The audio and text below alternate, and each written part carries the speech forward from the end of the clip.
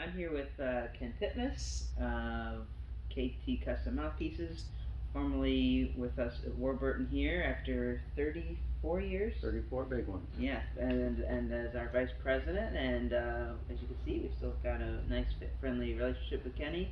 And he's here today to tell us about the KT Top and the KT Backbores, which he designed when? Back in 80s? Well, the KT Backboard was in '87, Okay. and I was playing with a Latin band in town, and none of them spoke English so much, and I just nodded and did where they pointed. But I was before that I had told Terry, I like the 5, but it's a little tight, and the 6 it kind of spreads a little bit above high C. Can you make something like that doesn't spread? So he comes up with 8 prototypes, X1, X2, X3. So I took them to the Latin band rehearsal, and I'm going through them, and everybody's kind of minding their own business. When I got to the number 7, the timbali player turned, said, "Hey man, what is that? What did you just do?" And other people noticed, and I came back to Terry and said, "Well, that's the winner."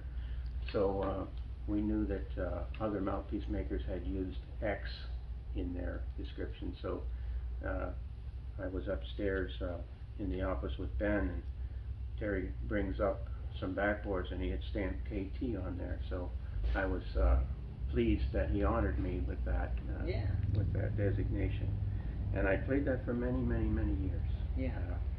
So it's very much like a number 6 backboard, but there's a much thicker exit wall, so that the notes, when you get above high C, they stay focused, they don't spread wide on you. Okay.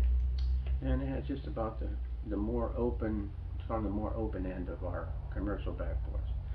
So that's what the KT backboard is all about. Okay. And some folks like the KT Star for pit work. Okay. Yeah, Broadway, because it's a little tamer. Gives it a more broad sound. And a little more classic sound, not so much like a lead player, but a first trumpet player.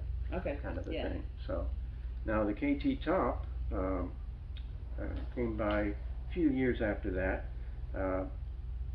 I wanted something that was very much like, well, I had played 14A4A in college, and I wanted something like that, but not as wide,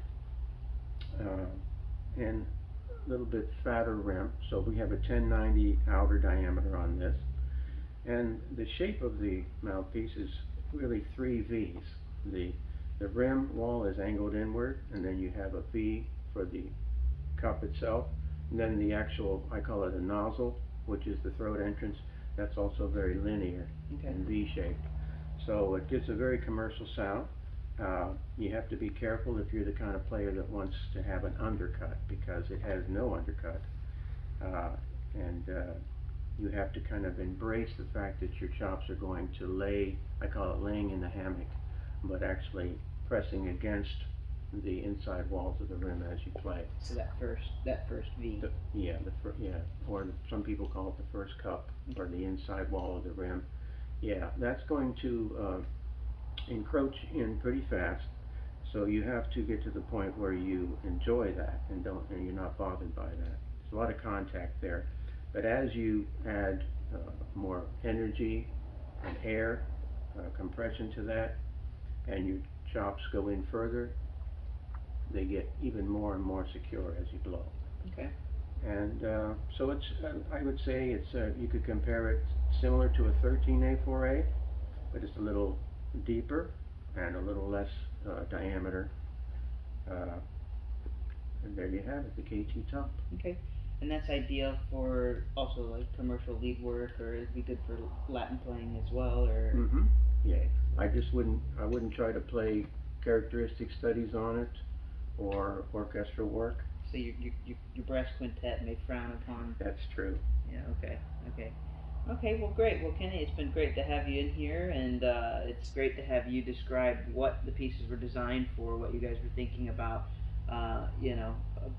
back when it was first being created, because I think that helps a lot of people know how to solve the problem, what they're looking for, what they're using, and maybe understand what can help them. So, thanks for being here today. My and pleasure. Thanks for the insight, and we'll see you next time.